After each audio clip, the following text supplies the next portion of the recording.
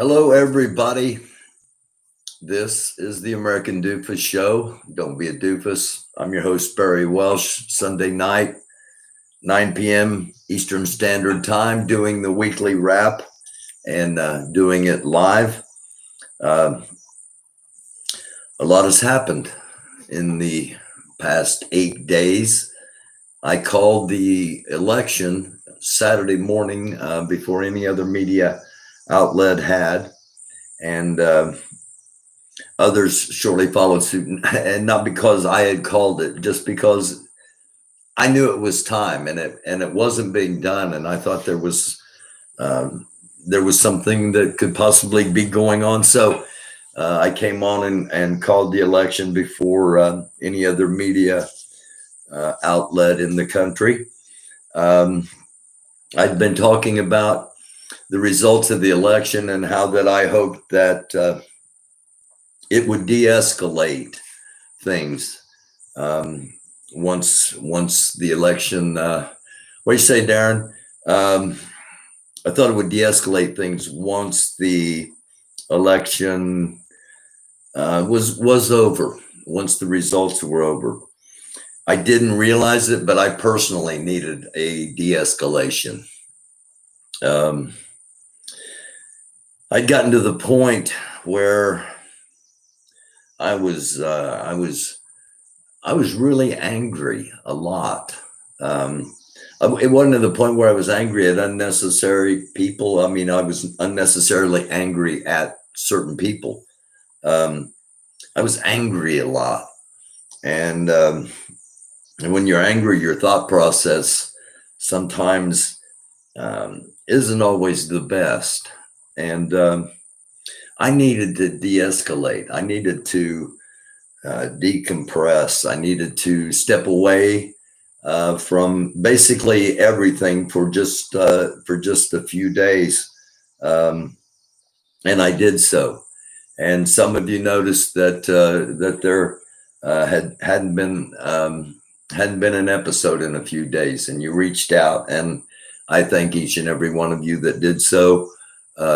You have no idea what it means to me, but we're back, and we've got a lot of work to do, folks. We've got a lot of work to do. No matter who's in the White House, and we know now it's going to be Biden.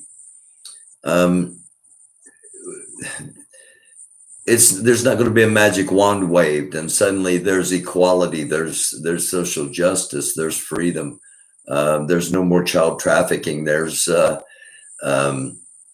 equality in education. There's all these things that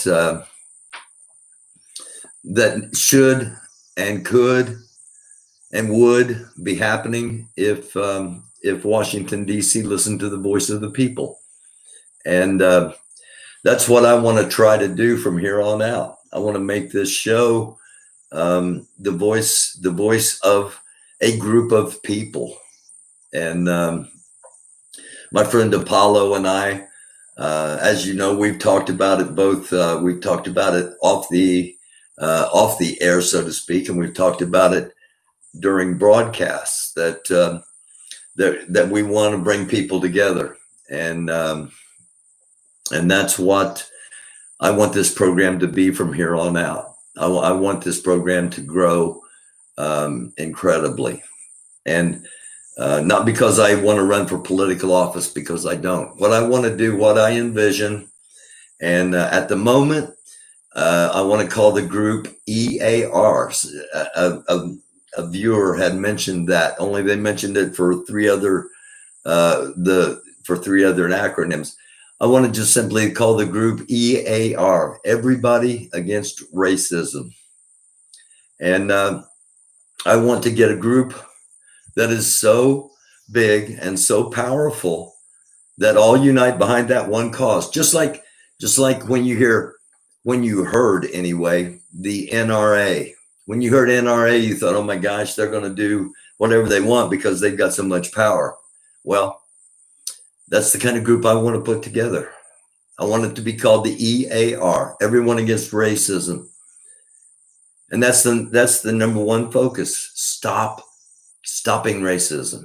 We're not ever going to totally end it, no, but we can marginalize those that wish to practice it, as has been done in the past, and should have been continued. The process should have been continued instead of basically justifying certain behaviors. Let's just put it that way. So that's it's kind of the rebirth of the show, in that I'm still going to focus on Grandmaster Jay and the NFAC and keep telling the history of that. I'm still going to be doing, but we've got a purpose, and we've had a purpose, and we've been waiting until this election's over, and the election's over, and no matter who's in the White House, we're not going to get where we need to get without doing it ourselves. And Kawan Bobby Charles, the young man I talked about yesterday, a prime example. How many more cases are there going to be like that? Not like that specifically, but the circumstances. Everyone knows the circumstances. As soon as it happens, everybody goes, "Oh, it's going to be swept under the rug." There's not going to be a full investigation. We're never going to know,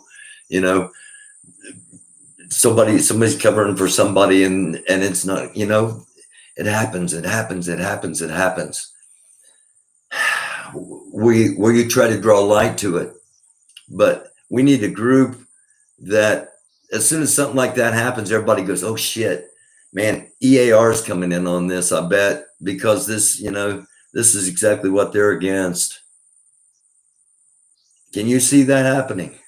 Can you see that forming? Can you see that becoming a reality, or is it just a pipe dream that I have at the moment? Because it is a vision that I have at the moment. Maybe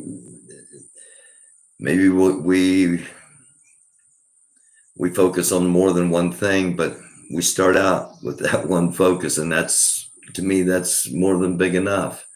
And when you think of the NRA, you don't think of them giving their opinions on abortion. It's one issue: ending racism. We'll see how it goes. I wanted to introduce it tonight. So what do we do now? What do we do now that there has been an election? Obviously, what we're going to do, we're going to start a group. We're going to start an organization, and I have a feeling that it's going to grow incredibly fast. But what's this country going to do? Are we out of the woods as far as a civil war happening? I don't think so, especially if you paid attention this weekend. There was a 1,000,000-person march in support of Trump under the guise of Stop the Steal. Mainstream media is calling all of this misinformation. Millions of people misguided by misinformation. People are being lied to, and they're believing it. Why are they believing it? Arrogance, ignorance, and privilege. Okay? Arrogance, ignorance, and white privilege.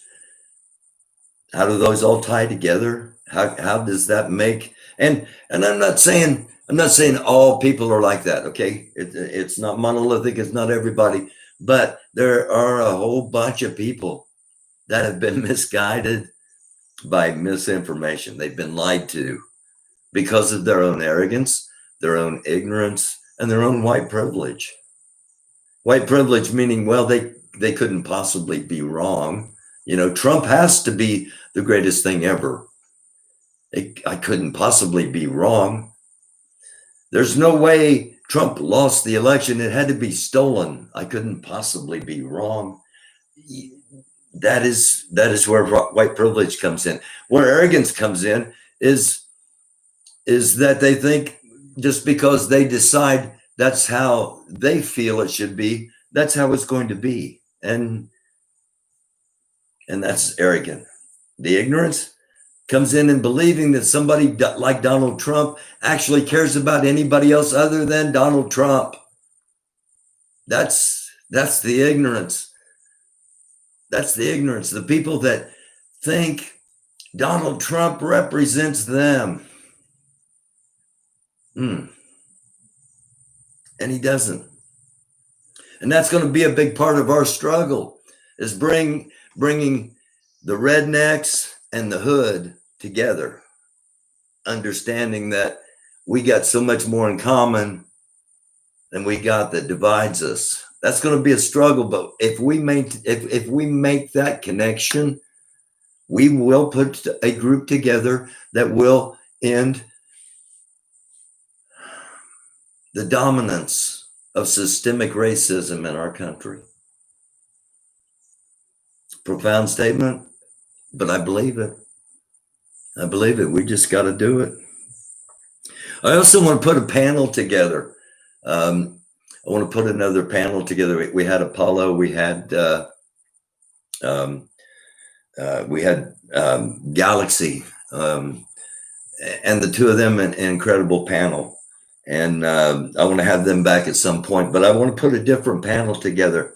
And I specifically want to ask some women to please come on the panel, because your voices have been, continue to be, and will be so prevalent in the changes that are going to be coming.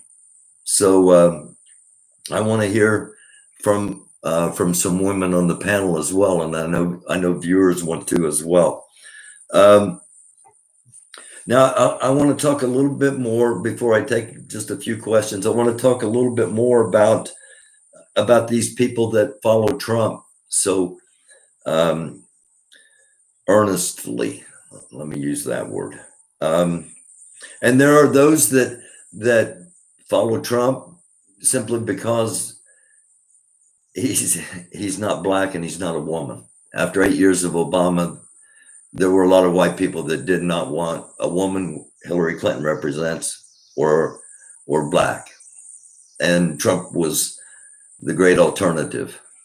And a lot of people made that, in the white community, made that connection and maintain that connection, and don't understand that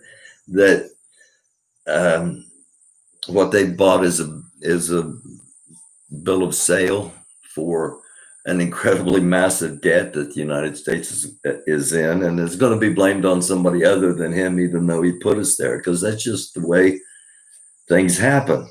But a lot of these same people really have good hearts. Okay, they really think, they believe that, they believe their heart's in the right place. Now their brains and their thought processes are in a different era, a different time warp, a wormhole or something. And again, that comes back to the arrogance, the ignorance, and the privilege. But they really believe that what they are doing is right, that they really believe the election was stolen. They really believe there's some kind of line to maintain so that communism doesn't run rampant in the country. And it's going to, you're not going to be able to reach those people. Okay, we are not going to be able to reach those people. God bless their little pea picking hearts. But the actual truth of the matter is, the election has been projected out, and the final was 306 to 330, or to 306 to 232. 306 electoral votes for Biden, 232 for Trump. So it's not like it was close. It's not like it was somehow stolen by a few hundred votes here or there. The problem is, why I think we remain on the edge of a possible civil war, is because there are so many people, and we're talking millions, that will not believe it. That will not believe the truth. And the current president of the United States is just making the situation worse. Again, it's about him. It's not about the country, in my opinion. So coming up this week, I'm going to talk about what I think Joe Biden might do in the cabinet, who he might place in the cabinet, and which will make some progressives want to set their hair on fire, and will not be pleasing to a lot of people. But this is what I think Joe's going to do. I'll talk about that coming up this coming week, and again, I'm going to be talking about hopefully putting together a panel.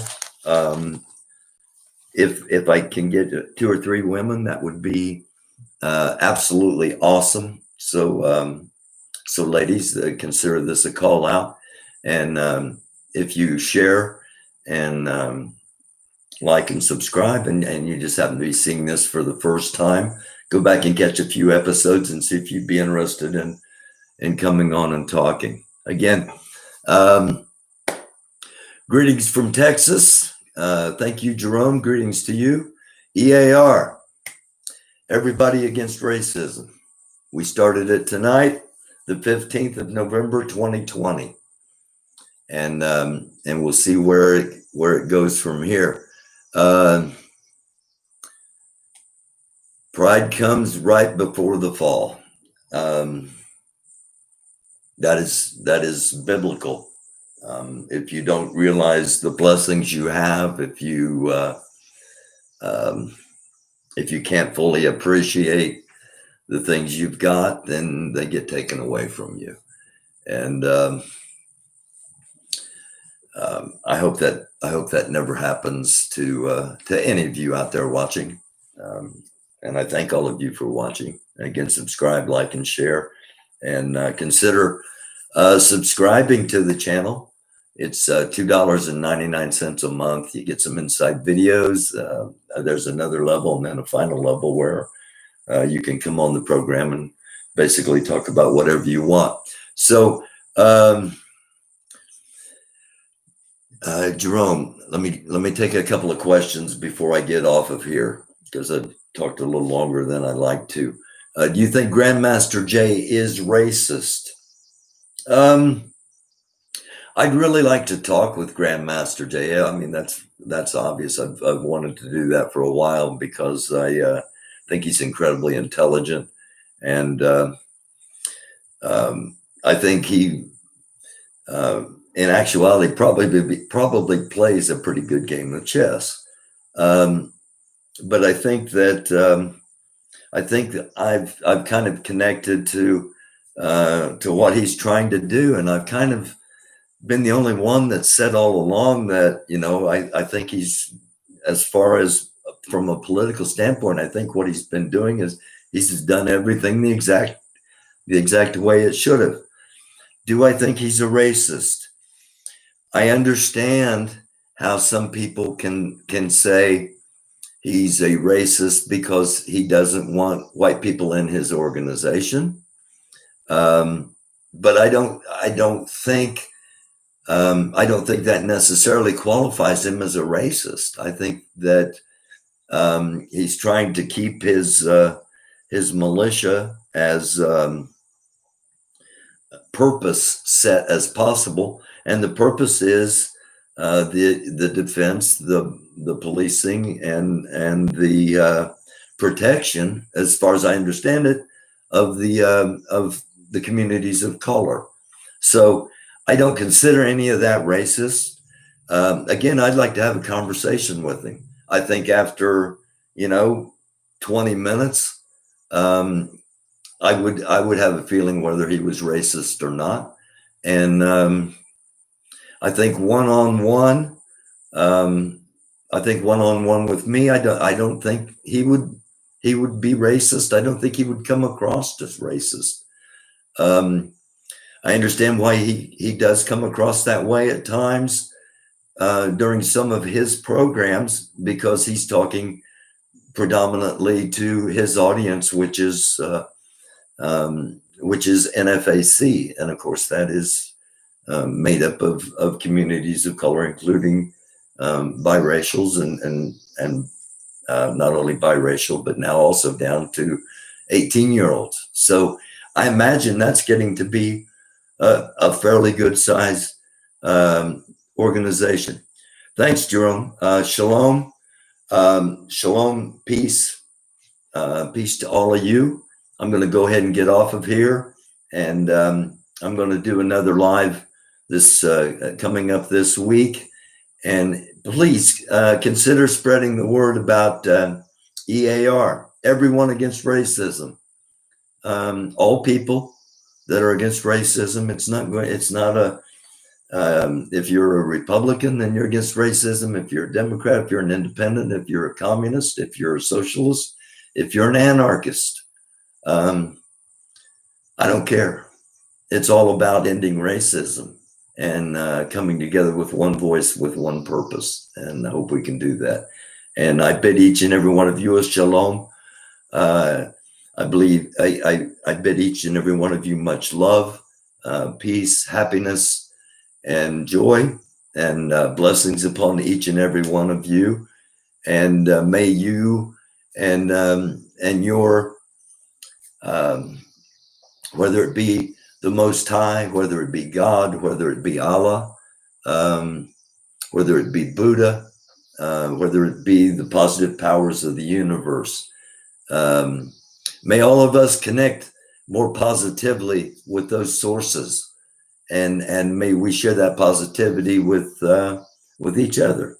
And I personally am going to ask God's blessings upon each and every one of you in the name of Jesus, because that's what I do. And I'm going to pray for God's mercy on the United States of America. And I'll be back real soon. I love you all. It's the American Doofus Show. Whatever you do, don't be a doofus.